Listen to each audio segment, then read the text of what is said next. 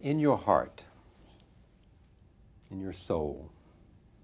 Heart or soul? Either. Both. Are you French, Polish, something else?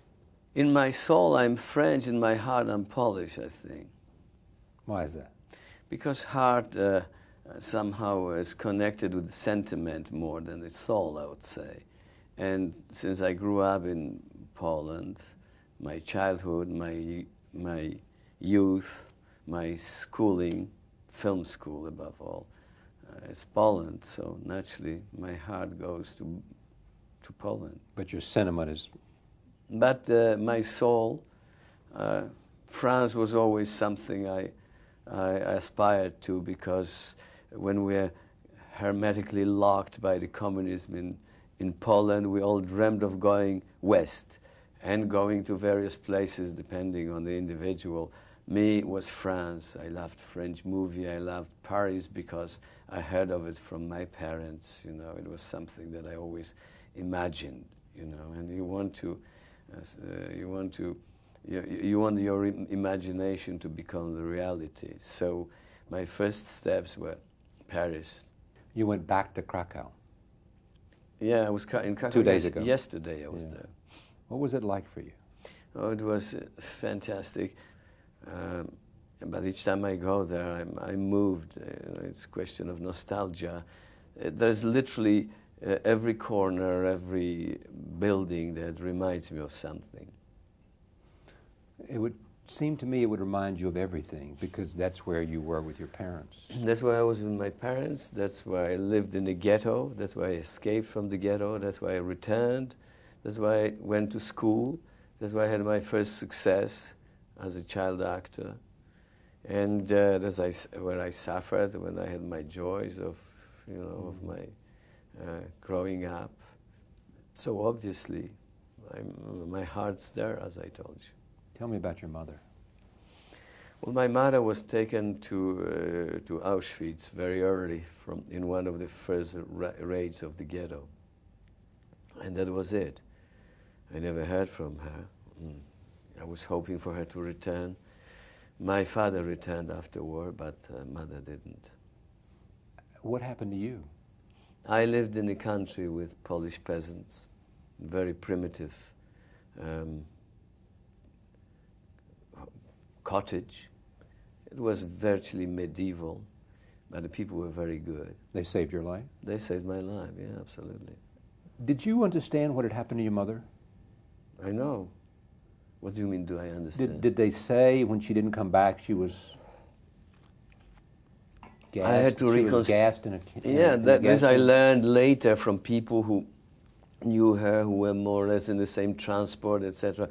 At the beginning, I didn't know, but I wanted to tell you what happened. Right after the war, I didn't know what happened to my parents. And then when I was staying with uncles, a little note came. People were returning from concentration camps, from labor camps, etc. It was a note from my father, so I knew he was alive. And he returned. And then I was told that my mother will not come back, that she was dead. So I learned about her death about 2 or 3 months after the war. How old were you? I was 12, just 12. I know you're not a psychologist or a psychiatrist, but what does that do, and how do you think that might be reflected? I can't answer this question. The kids accept life as it is because they don't know anything else. They have they can relate to any other lives, you know. So now, when I have children, I relive it in a strange way, because very often I think of myself and of my parents. I can somehow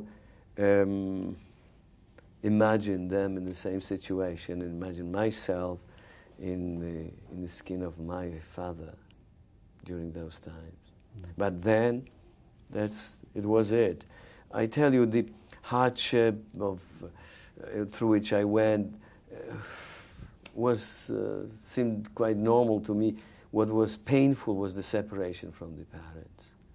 That was really something that hurt more more than anything else, than the hunger, than cold or whatever. Not to have your parents there with you. Yeah, knowing that they've been taken, waiting, you know, walking, playing in the fields, in the snow, and just.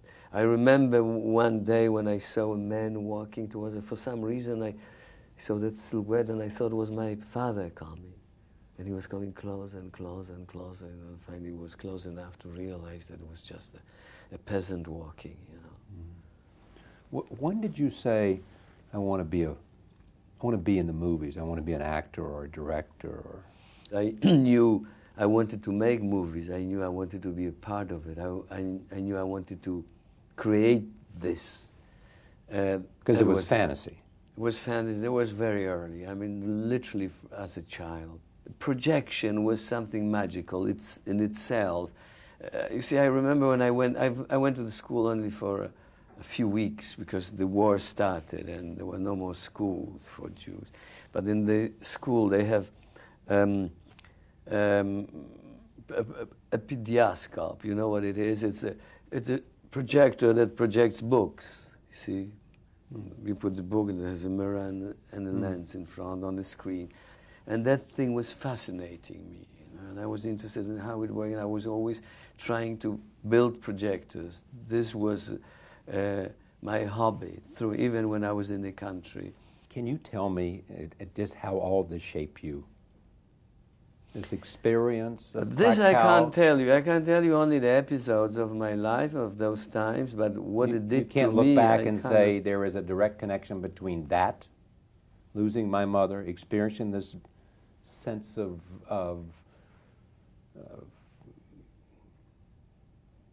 fear,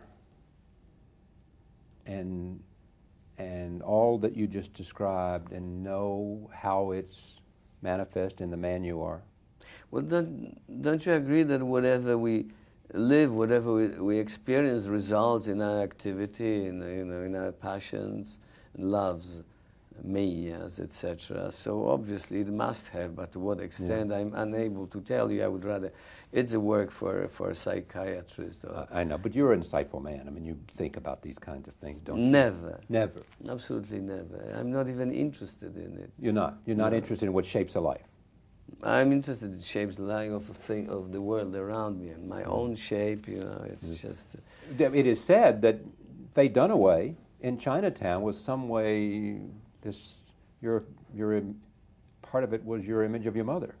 Well, it was about those times, and I remember how my mother made up what was fashionable, etc. And I told Faye how I wanted her to look, and I remember that the Cupid bow was very fashionable, and I remember her makeup, doing it exactly like this. I remember that it was fashionable to pluck the eyebrows and then draw the line, and we made tests, and Faye was delighted with it. I mean, but there's no need to look for some kind of deep meaning in it. It was simply that film takes place in the 30s, late 30s, and I remembered my mother in late 30s. Obviously, I had the knowledge of what a woman should look like, but there is no association between the character and my If someone mother said, for example, that, as someone liked to speculate, Roman has loved women so much because he lost his mother, you would say, silly. There are other people who didn't lose mothers, like Warren Beatty, for example, who loved women as much as I did. So how do you answer to this one? It's because he didn't lose mother. So you just say that doesn't ring true to me. How did you get to Paris? That was much later. In those times, you couldn't even dream about leaving Poland. It was like the wall in Germany. No one was allowed a passport. No one was allowed to leave. I had my sister, who from the concentration camp, from Auschwitz, went back to Paris. You know, Paris was really her place. She lived there before. She was older than me. She got married after war, and I learned that she's alive and that she lives in Paris. And we're corresponding. she was inviting me to come. She could not understand that I can't come. And then great changes happened in Poland, and I finally got my passport. That was my first visit of this town. And it was fabulous. You cannot imagine what it means, what it meant for someone who lived in that gray, drab, communist reality to visit a Western city, Paris above all. But I was still at the film school, so I returned. Is it Lotz Film School? Yeah, that's right, Lotz. Yeah, Lotz. Mm-hmm. And you had a chance to make a movie there, short, right? Well, I did my first short films at the school, of course, at film school. So already you're becoming a director. I always wanted to be a director. When I was in this theater, I wanted to be a director, but the film school was such an exclusive institution that I wouldn't even have dreamt then to be accepted in this school. So I thought I'll study acting. However, I was not accepted to any acting school. So, and I spoke to the dean of the film school, and he said, "Why don't you try to the film school?" I said, "What chances do you have?" He says, "You won't know whether you have or not chances if you don't try." So I tried, and I got to in the film school. That was one of the most turning points in your life. Fantastic days of my life when I read my name on the list, and that's how it all started. That you've been accepted. Yeah. Let me just talk about the movies you've made. You moved to Paris permanently, what, 60, 61?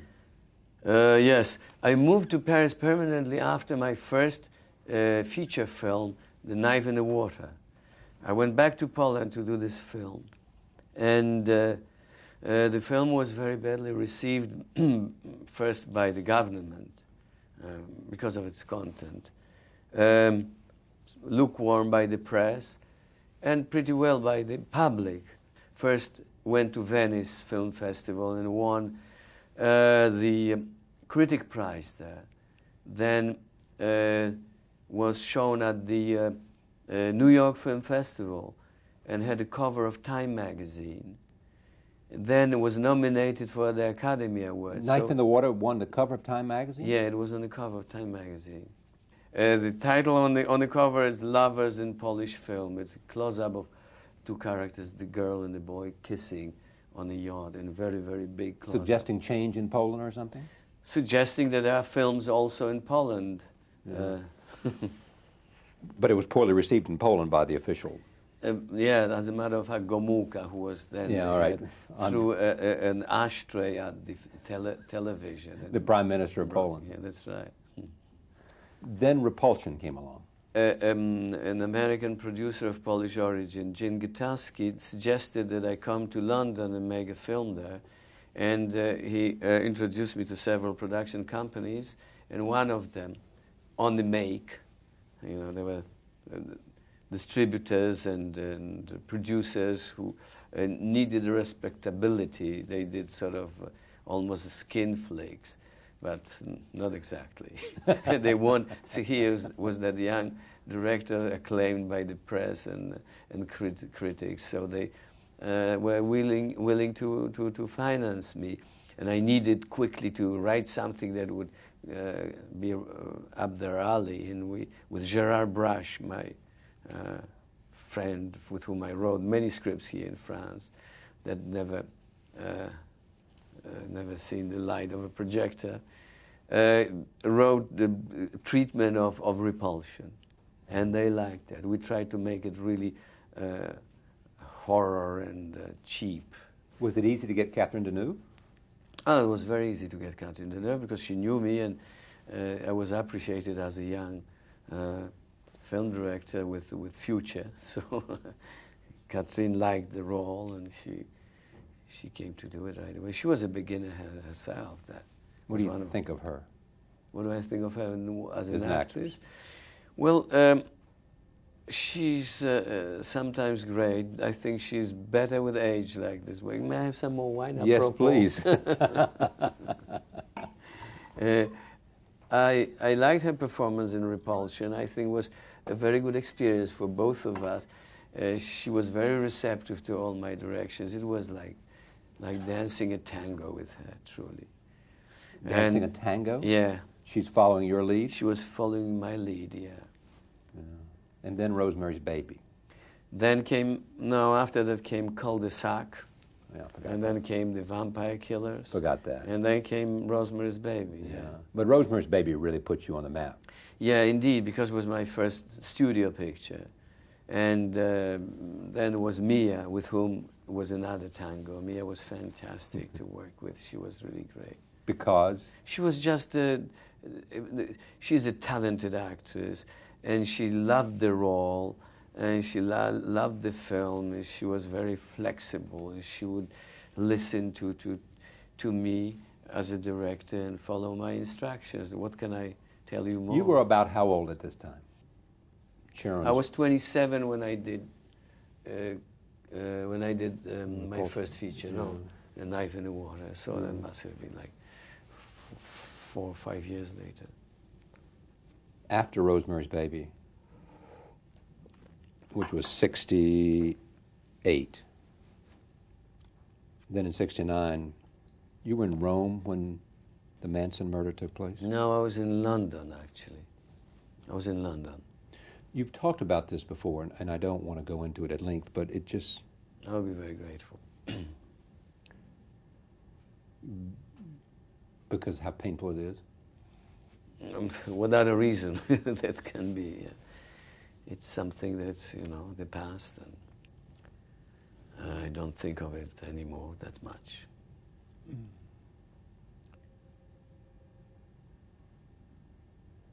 Have you talked to your children about it, or do they know? No, of course not. What's the point? Here's one point. A man has the most awful tragedy come to his life. Wife, an unborn child brutally murdered, and you survive, and over the next 4 or 5 years survive, come to grips with it, and make what many people consider to be an American classic, Chinatown. And you think about your life, and you think about what we talked about earlier. Mother, Holocaust, Poland, then this, and yet you survive, you keep your sanity. Maybe. Maybe. It had to do something to you, though. Yeah. Well, as I said already earlier, in my opinion, everything does something to you. It's what is human mind, if not the accumulation of experiences, daily experiences, like layers and layers of them. Whatever you do is a result of it. It shows somehow.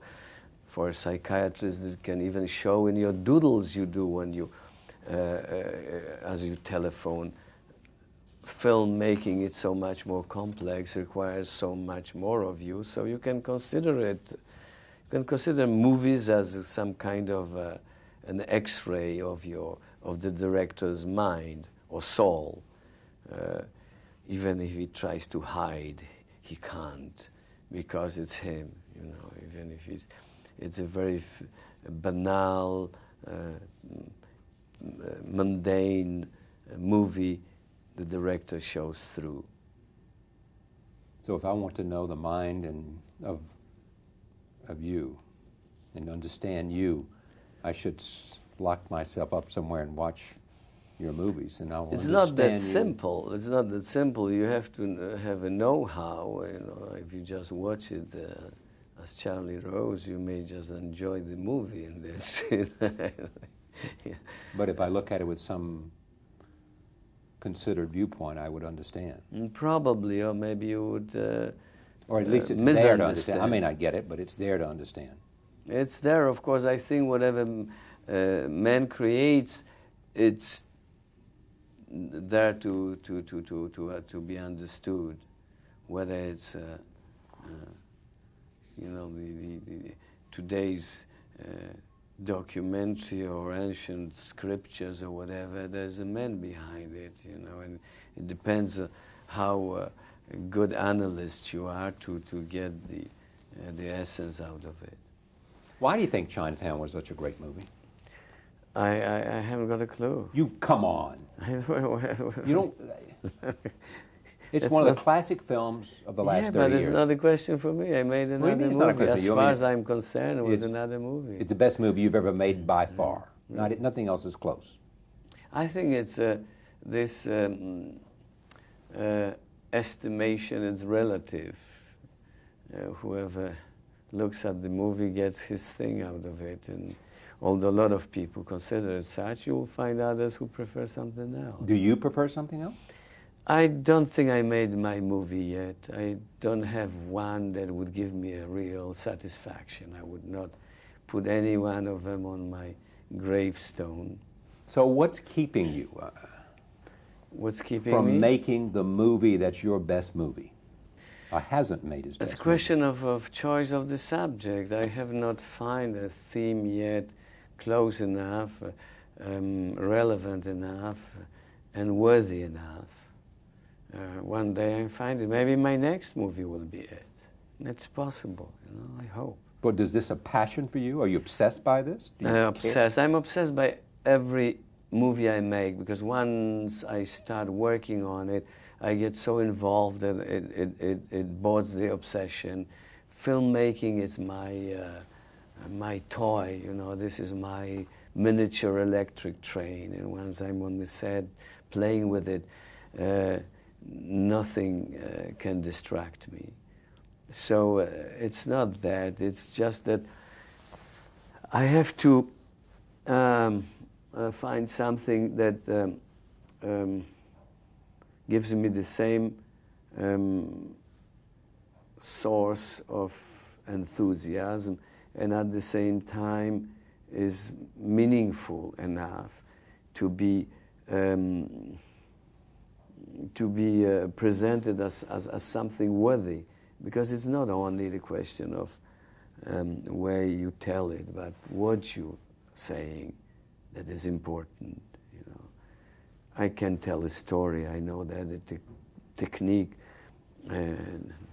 is no problem anymore for me. So what's the problem? The problem is the subject, I'm telling you. The problem is, what are you talking about? How will you find the subject?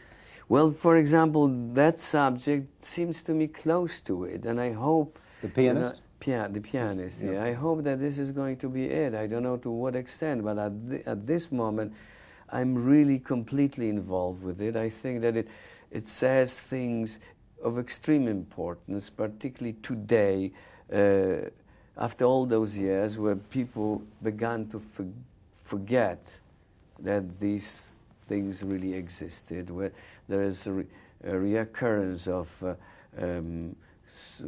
the ideology that led to this human tragedy. The human tragedy of the Holocaust and Nazism. Of the whole war, not only the Holocaust, of what happened. That's why he said the word tragedy rather than Holocaust, because Holocaust limits it somehow. But it was a tragedy of it was a global tragedy.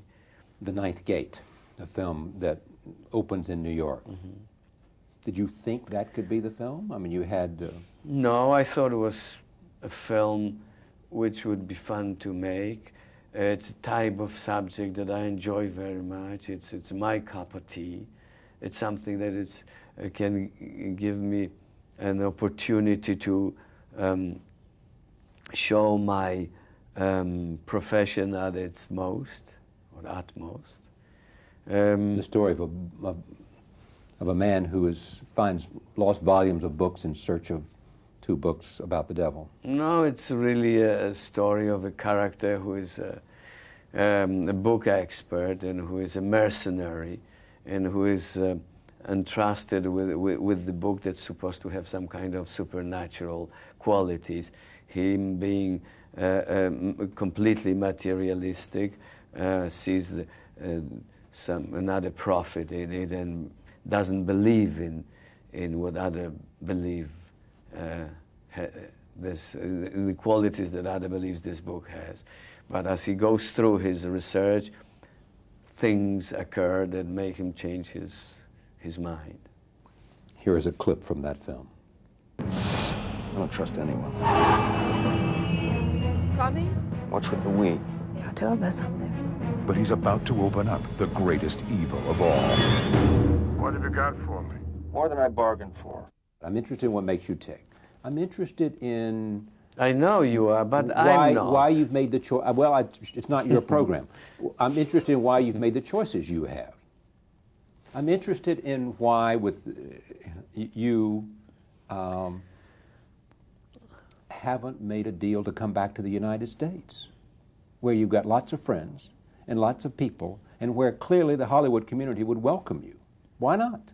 That has nothing to do with instinct. That has to do with reality. One major reason that I would become immediately prey of the media, and you know, I don't think I could go through all the. At your age, or what?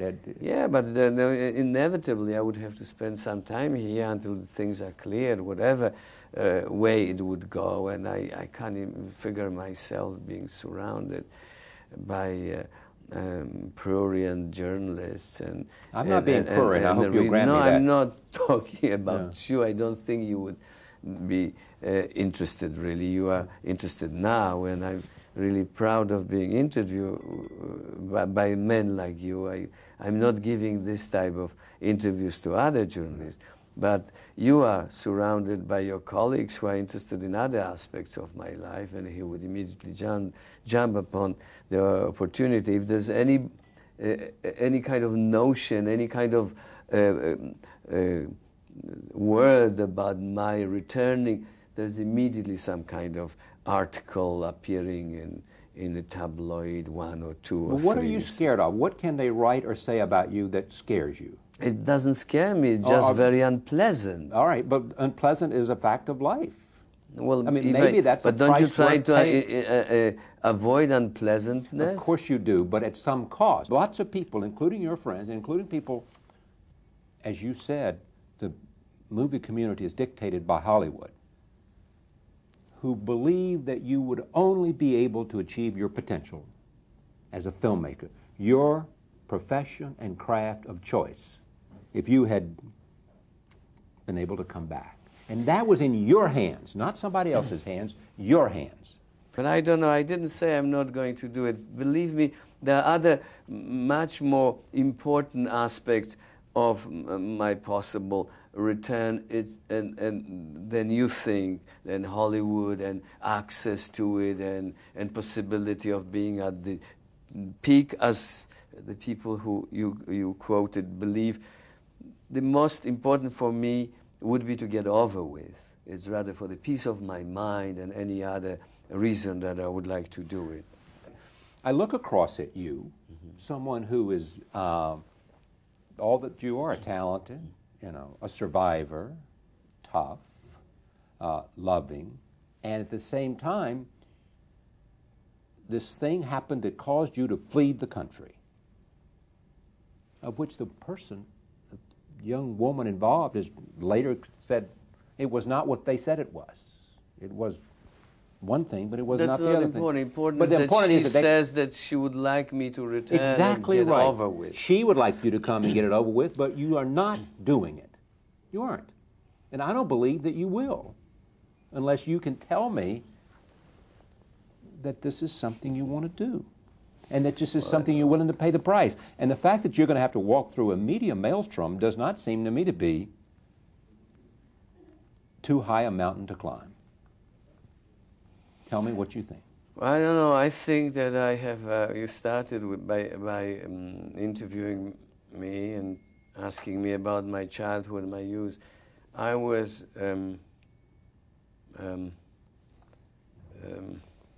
I escaped from the ghetto. I lived that way. Maybe, you know, as you said, it shaped my personality. Maybe that's what I'm subconsciously looking for. Exile. You know, I remember that one of the films that really impressed me when I was a child, and I still consider it as one of the best movies I've ever seen, and a film which maybe made me want to pursue this career more than anything else was Odd Man Out. And there's something in me. I always lived out of my country, out of the place where I should be. I always, had something there which was threatening me, and I'm not supposed to go. I always had some kind of nightmares, thinking I went when I'm not supposed to be. You're not saying to me, are you, that somehow this role of a fugitive is you're comfortable with and you like it? I mean, I have friends who say, I think of myself as an outlaw and I like that. Whether I like it or not, I don't know. I'm not a masochist, basically, but there's something no, you're more of in a hedonist. it. I can only tell you that I live here, I'm respected here, I'm happy here, I have family, I have children, and protecting my children at this stage of my life is the most important thing. I don't want to subject them to curiosity of the press. I don't want to be all over tabloids. I can tell you that here in France we have very strict laws regarding privacy, and that even the paparazzi respect it. When I'm somewhere with my children, like for example at that the Académie des Beaux-Arts thing, I say, please don't photograph my daughter. They don't. And I work and I'm happy. Maybe we can get to something here. The Academy of Beaux-Arts is one of the highest honors that can come to a Frenchman, a French woman in France. It is a select group of people. You were inducted in 1999? Yeah, the induction was now, but I was elected about a year and a half ago. It takes time to organize the induction because it's a big event.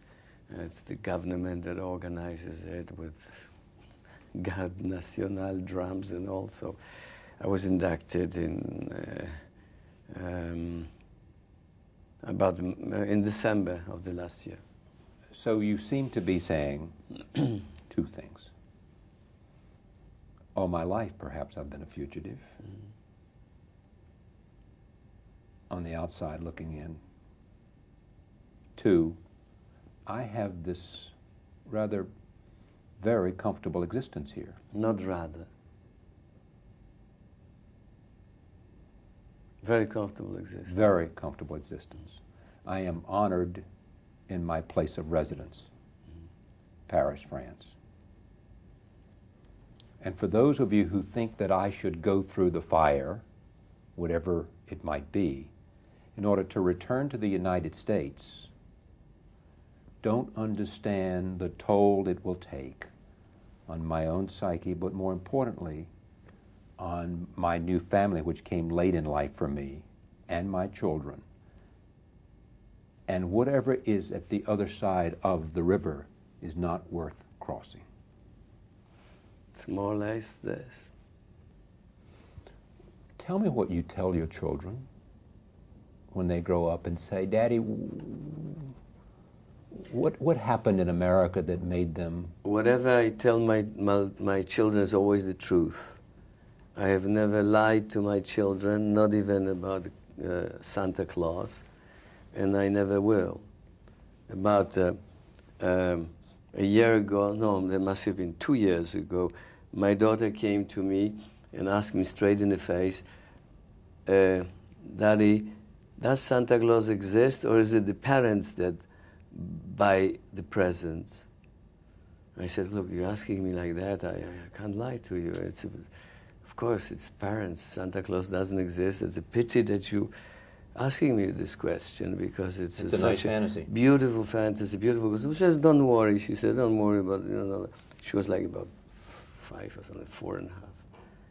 And then she said, well, if it's not Santa Claus but the parents who buy the presents, why my rubber boots in form of frogs were 2 sizes too small? Yes. Santa Claus can make that mistake, but my parents shouldn't, right? That's right. Let me just stay with this, because it is one of the defining. You got to tell me, what will you say when they say, "Daddy, did you rape a 13-year-old? Did you have sex with a 13-year-old? Did you do that with someone?" When your daughter's 13 years old, if she comes to you and she's read this story Well, somewhere, I'm not going to dwell on it, Charlie. I tell you, I will tell them the truth, and truth is not what you say. So it's not what I say. I don't say that. that's I'm not right. saying that. I'm so why do asking you imply that I would have to adhere to what the press or media say about it? And truly, look, I did my time in prison. That was supposed to be it, and because the judge then reneged on the bargain plea that was accepted by all sides and wanted me to go back, I left, and that's it. I won't go any further. And I understand that, and we add to that, though. I don't believe that. I believe what you say. Your wife says about you, "The reason I love him so much, in part, is because I know he will always be there for me. I know he will never lie to me. I know he will always protect me." That could almost be what your children would say, too. It's a nice thing. I'm glad she says things like that about me. Well, maybe I'll have second thoughts after this interview. After this no, are you serious? No, come on. I mean, no, I'm serious. No, serious. Yeah, I'll think about it. But it's so. You should not allow the fear of the media. You should be protective of your children, clearly, and that's your choice. That's your responsibility. But at the same time, you shouldn't. I hate to see that the fear of the media trial fire prevents someone from closing the circle and having an opportunity, to stretch themselves without any limitations of any kind that are there. Don't you realize that media really took over the judicial system in your country? That they really decided. In my case, it was clear. It was all because of the media. And the judge himself, he said, at one point, he said, they will have what they want. Your head. No, they said they wanted my head. Yes, and they want my head. Look, it all started so long ago. It started after Rosemary's Baby, after Manson murders. There was a long period before they found the culprits where, they were clearly blaming the victims for their own death, and me somehow being involved in it. The absurdity of it was so awesome that they could suggest by innuendos that it had to do something with black magic, that there was a Ouija board found on the property, a Ouija. I remember my astonishment that I was all right with the press before that. My real problem started then with the murder of Sharon Tate. And they won't let it go, since it's just the story that will never go. It's all somehow mixed up with, with supernatural, with devil, with things. Why do you make so many films about the devil? I made 2 30 years ago, Rosemary's Baby, and this one. My answer usually is, which one are you talking about? I don't know, Tess, or Knife in the Water, or Chinatown, or Death and the Maiden. It goes back to what we said. It's hard to make a good movie. It's very hard to make a movie, period. To make a good movie, it's really a question of luck, I would say. Why is it? Why is it so difficult to make a movie, or why is good it so movie. It's a tremendously complex form of art. It just doesn't depend on your canvas and paint and colors and brushes. You know, you need an army around you. You need means of production. You need all the hardware, and you need. What's difficult in it, I tell you, it's made of pieces. See, and to maintain this coherence between those pieces, it's so difficult. I don't know when I am clear. When a director intends to make a movie, he's got this movie in his mind. He's got the model of it in his head. And making the movie consists of making that model available to the others, because the imagination is not all. There are a lot of people who imagine beautifully, except nobody else knows that they are imagining. Directing is making this imagination physical, material. It's at the end of the day, it's on a piece of film, on the reels of film. And when you start doing it, there are so many elements that you are using that you're getting further and further from that model that you have in your heart, because you meet the reality. First, it's the choice of the actors. You imagine certain characters. You're trying to be as close as possible, but there are other options that come across which are not necessarily like the ones you had. An actor who is very popular, for example, at the moment, and the studio wants him, but he's not what you thought. Sometimes when you're lucky enough, you can be close to what you have imagined. There is a physical reality in which the scene will happen, like a room, and that room, even if you build it in the studio, even according to your instructions and plans, it's not exactly like the one you have imagined, etc., etc., masses of things. I personally try to concentrate daily and try to remember that first vision, that first concept which I liked so much, which I thought was so great as to make a movie, you know, and see how it relates to this new reality which superimposes itself on my imagined movie, you see? And I realize that it's not what it is. Closer I'm to it, better I'm off at the end. And sometimes I literally stand on the set, close my eyes, and trying to remember how I was imagining that scene before the casting, before the arguing with the producers, before talking about money, before hiring the actors, etc. And I, you know, sometimes like fleeting image, you know, but the bits and pieces are there.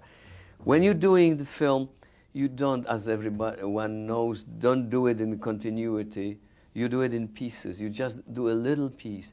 And there are so many elements that distract you from that main line that when you put it all together, it's not what it's supposed to be. Russians always look great, even in mediocre films. Everybody is always happy. The tragic moment, it's the rough cut, when you put it all together for the first time. You know, usually the director goes to rest for a few weeks, couple of weeks, and leaves it with the editor to put it all together. Sometimes he goes to a clinic. Then he returns, then he sits, and the projection starts, and that is the moment when he wants to hang himself. Because almost inevitably it looks terrible, you see. With all my experience, I've been doing it for years and years, I know that the moment of the rough cut will be rougher than the rough cut itself, you see. So that's why it's so difficult. It's difficult because it's a mosaic of things, you know, because you don't see the whole thing. Painter, when it stands, I went to the art school, I know what you're supposed to do. You're supposed to draft the whole thing first and then go to the details. This is the opposite. You start with the details and then you put it all together. Yeah. It's almost incomprehensible to me you can do that, because it seems to me that you go from the forest to the trees rather than from the trees to the forest. That's exactly You know, what you it have is. to have the overall concept.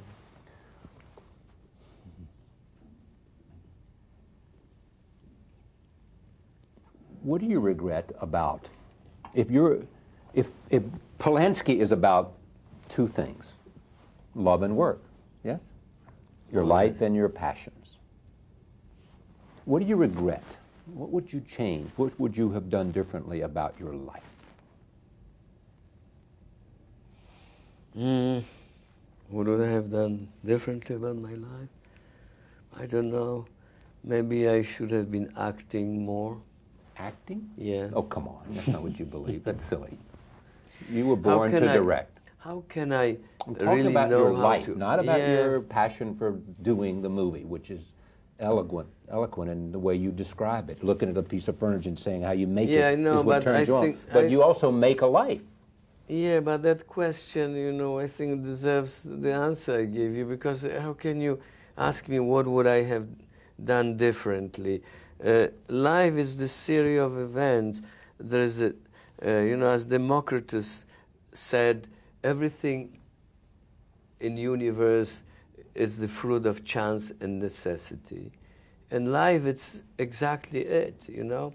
It's something between what you need and what is available, you see. In other words, you can't always get what you want, as the Rolling Stones sing. And then you going somewhere, you desire certain things, and you, of course, make mistakes on the way. I can't regret my mistakes. It would be silly. You just acknowledge them. I acknowledge my mistakes. It's great to see you in Paris. The Ninth Gate opens in New York and throughout America soon. Thank you very much. Thank you. It was a very interesting, stimulating moment, and I wish it could go on. Perhaps in the United States. Perhaps, perhaps. Thank you for joining us. See you next time.